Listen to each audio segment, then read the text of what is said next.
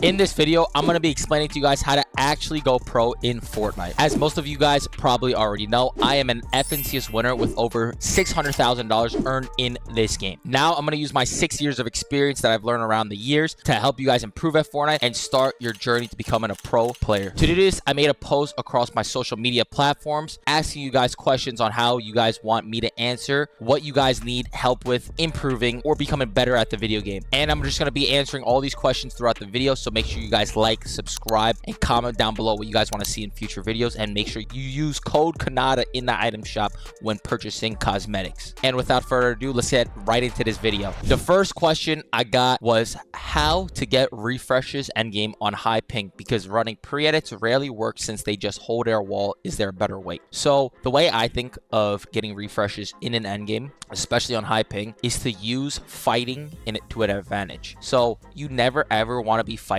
when there's actually nothing going on. Like, if you guys start fighting, the chances of you guys getting fought back or pre-edited behind is so high. So you guys should just try your best to take that advantage of not fighting and use it to your advantage. You get what I'm saying? So let's say if I'm on left side of zone on first moving, and I see on my, like, right next to me, there's a team tarping and they're running pre-edits on another team. That's where you take that to your advantage. You go up behind, smack on their wall, take it when they're unaware, and get those refreshes. Or if anything, you guys should always make sure you use awareness to your advantage, especially in any scenario in endgame. Awareness is number one thing. People get awareness checked all the time, and try your best to have the best awareness while using that to your advantage. Would you say you work as hard today as you did in your development as you did years ago? That question actually, like, depends for me, because, right, it comes through like motivation, if that makes sense. Like, the problem with me, I have motivation at times, and sometimes I'm just like tired of the game, right? And I know you guys can agree with that, and pro players probably can as well. When I won my first FNCS, I was grinding every single day, right? I had literally like the most passion. I was locked in because I just got unbanned on Twitch, and I just had so much motivation, right? To be honest, like this year, the motivation wasn't really there, but now I think this season I really do want to try my hardest to qualify for this LAN, and I will do anything that I have to qualify for this LAN. So I think, like, it depends on really what the seasons are and how I'm feeling for how hard I work. Is it still possible to go pro in 2025 when you haven't placed a tourney yet but have really good aim and decent mechs? The thing with becoming a pro, anyone could be up and coming. Like, some players that are up and coming is like Craze, that's somehow playing with Booga and Threats now. We have Curly that qualified LAN with Cooper, Reet. Like, these players have crazy mechanics. They have really good aim as well. You have to understand, it's not all about that. It's how smart you are and how well you are in game, right? And your confidence, right? These players could be the greatest creative warriors, but in video game, they have no idea what they're doing. And a perfect example of that is like someone like Zen. You guys know he's a god in zone wars, whatever. But whenever it comes into a game, I haven't seen him place in a solo cash cup, a dual cash cup, trios, any type of game mode, right? That just shows, like, mechanics and aim can only get you so far, but you have to put in the time to become actually smart and understand what you have to do in some situations in the game. That question, yes, you still can go pro depending on how smart you are. How do you know when it's time to rotate correctly? So the way with rotating, just comes experience, right? After you play a lot of scrims, a lot of tournaments, you just realize when to go and when not to. Because one tournament, you might rotate at this time when you think it's free, and you don't realize it, but you're kind of in like the same position a lot of the times. Like, maybe not every game, of course, but sometimes, like, you feel like you're just in the same position you were a couple games ago, and you're like, yo, when I did this, it didn't work, so let me switch it. So rotating really just comes down to VOD reviewing what you have to do in those certain situations and just experience. You have good experience, you'll find a way to rotate, you know what I'm saying, and time it perfectly. And also make sure you're scrimming a lot. What separates the tier 1s to a decent player who has almost all abilities but can't seem to place anything? This comes back to, like, the question I answered earlier. It's just being smart. What you do in certain situations, like the thing in creative, when you're fighting someone, you could die and you respawn. You know what I'm saying? In game, you die, you're dead. There's no respawning. Maybe you gotta get rebooted, but your game's already shambles, right? You need to know what to do in situations from early to mid-game to end-game, right? And that's what's the hardest for even tier 1 players, like how to get surge. All that does not matter with any mechanics or aim. It's your positioning, where to go for the look. Because I don't remember the last time I sold a tournament because I missed a shot. You know what I'm saying? Or like, oh, I was just missing the entire game. Like, it's all about where you are, what you're doing, how you sell. You know what I'm saying? So it really comes down to your IQ and what you're doing and decision making. Alright, next question. How to get better at mid games, avoid fighting / playing storm, etc. I always get killed mid games, cap, mats, and loot. I'm good at all spawn and end games. So thing with like, I would say mid game, right? That's kind of a you problem then. Like if you're getting keyed, bro, and if you just keep dying, like you need to get better at fighting, right? You can't avoid it in opens. Opens is where you have to be fighting a lot, and playing storm and avoiding it, you can't do that every game because eventually you'll also get keyed for that. You need to make sure that you just become a better fighter. So just go into creative, start PGing, start fighting people, start playing 3v3s against other trios, just anything to get better at it. Because if you already have cap loot, you should never really be dying unless it's a top tier team, right? Is tanking zone really as good as people say it is? So the thing with tanking zone, there's two ways of taking zone. If you're playing opens, right? Let's say you have surge in your game and you already have cap surge, then you could wrap dead side in opens, right? Works in finals as well. Works finals better than opens, especially because not a lot of people have surge in finals than opens, right? But tanking zone, it's not as good as it is. Like it depends on when you're doing it. It's also a timing on everything. There's not one time it's good, one time it's bad. It's when you're doing it. If you do it right every single time, it's going to be a good play. Does that make sense? So just make sure, just watch other pro players, how they do it and try to mimic it, you know? How to transfer creative skill to comp. So the thing with creative skill to comp, it's like you really can't. Like you can, but you can't. Like I don't explain it. It's like in game, the game is definitely more laggier than creative. You guys know that. Everyone knows that there's more input delay. The servers are worse, right? And it doesn't feel as fast. Like the only thing that's the closest to creative is reload, in my opinion. But the comp, you're not going for like full clips in a fight in mid game. Like start taking your creative skill. And instead of going for full clips in creative, learn how to start fighting like you're in game and turn that into your comp skill. You know what I'm saying? How can I prove myself as a solo player and what stuff is best at practicing? So solos is all about, it's how well-rounded you are. That's literally aim, mex, and smartness, right? Think about aim and mex. A lot of players already have that. It's just the brain that divides you from others. But solos, you don't really even need to be that smart. It's like how good you are at getting refreshes in endgame. How confident are you to just jump in boxes and win your 50-50? You get what I'm saying? So I think you just have to improve on what you need to do to rotate and how much better you think you are than other players with confidence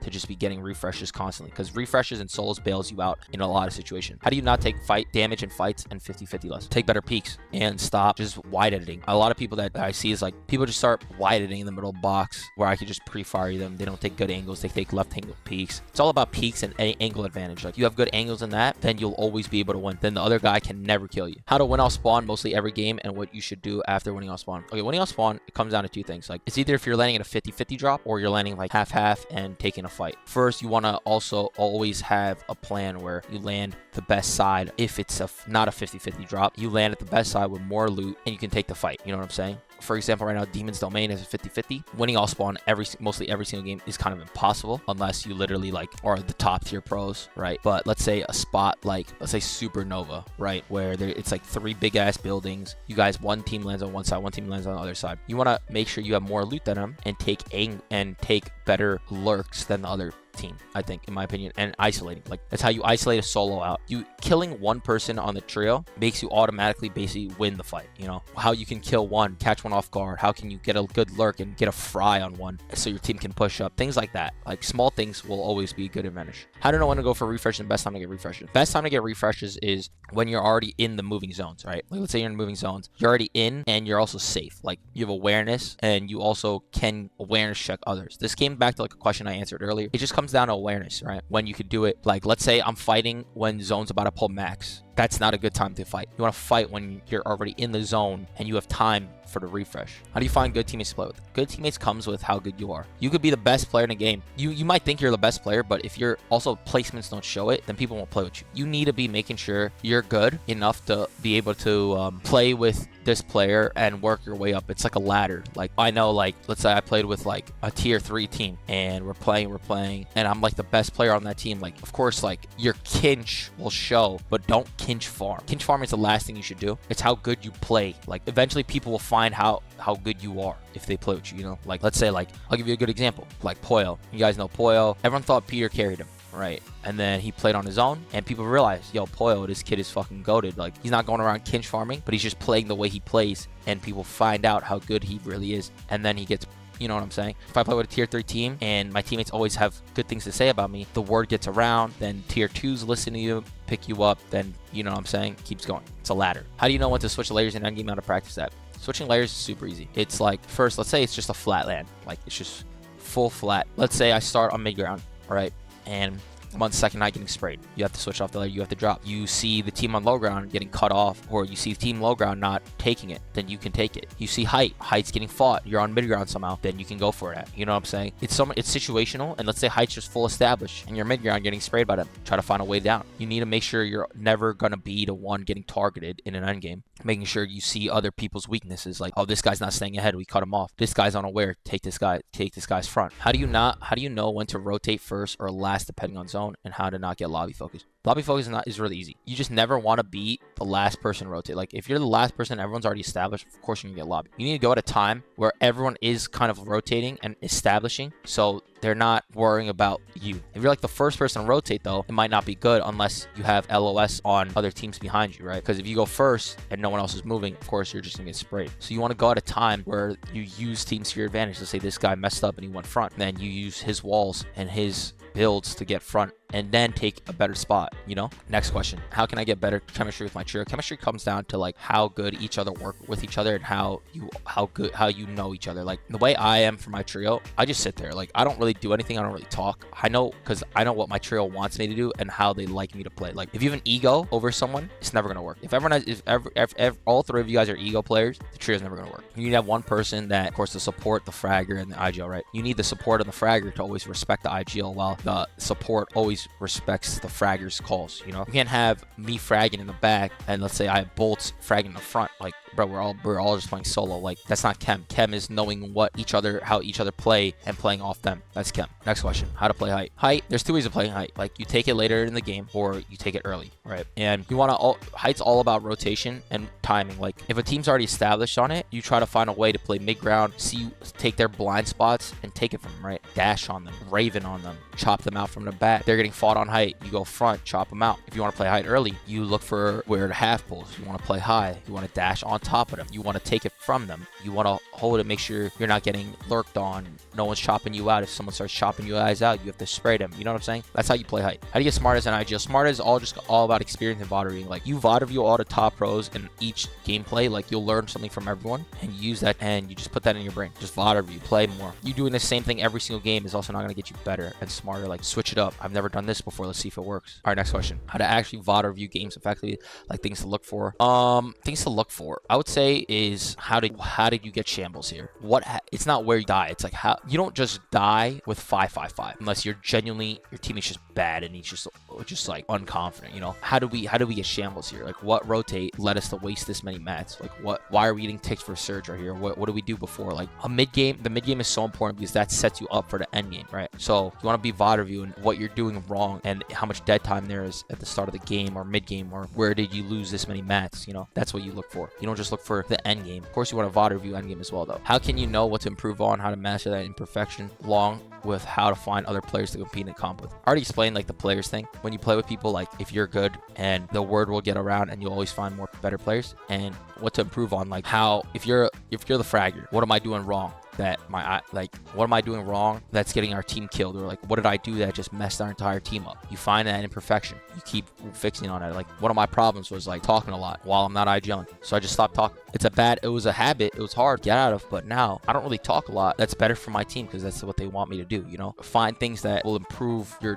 team, not just yourself as well. It's not all about max and aim. Next question, how much important would you say VOD reviewing is and how much time do you spend doing it? VOD reviewing, I would say, is one of the most important things ever, because it's like, let's say you get in a similar situation, it's like, what do I do here? But if you VODed it the first time, you'll know what to do the second time. You know what I'm saying? And the most effective way to VOD review is by just going through the whole game, like watching the whole thing back, going around, seeing where every team is, like seeing what you could have done better, where mistakes occurred, like all this. Like, you might have 4 mistakes in the game, but you might just be watching the first mistake or the last mistake without realizing the first 3. So make sure you're looking at everything. Next question, how do I fight as a trio? I swear I keep getting shit on my trio fights because we don't play it yet. It's not playing yet. It's like, you know, trio fighting, like all your teammates, like, are they just like ego players that are trying to go for 1v3s, or are they taking it slow? Like, you don't want to just be jumping in, you want to be taking it slow. And when you're fighting, make sure your teammates are also good enough to win their ones. Like, if you're all isolating, you're just not taking it, or you could be doubling as well. Like, let's say this guy's isolated, you jump on him as a trio, like jump on him as a duo. Hopefully one of your teammates stalls while you fight the other. Like, it's so situational, but it also does come down to individual skill, like in trio fighting. But let's say they're box fighting, like make sure you guys don't get just jumped on or lurked on. Like, it's a lot of different situational shit, but at the end of the day, it's like how good you are as individually and how good your awareness is. All right, last question of the video. How can you improve with your teammates? Like, most maps are for solos. Improving with your teammates, all just getting in a call together and talking. Like, what did we do wrong? Like, literally just saying straight up, bro, you just sold that. Like, you can't be doing this. You gotta stop doing this. You gotta stop doing that. I hate when you do this. They say it to you. And then how do you fix your problems that makes them not have this problem with you, you know? Also, maps too, it's like, then it comes down to playing with scrims. Like, you improve your teammates playing scrims. Like, that's literally the #1 way. Implementing whatever you played in scrims into the tournament. That's what you gotta do. If you're talking about fighting, you can run 3v3 reels with other trios. You can go in like literally any 3v3 map, play with each other, you know? Take it seriously. There's a lot of ways to improve, but it also does come down to individual skill and talking it out with each other. I think that's it though. All the questions answered. Damn, that was long. Yo, thank you guys for watching. Appreciate you guys for watching. I will be doing more tips and tricks videos in the future. Comment down below what you guys want to see. Make sure you guys like and subscribe though, and use code Khanada in the item shop, please. And I'll see you guys in the next video, baby.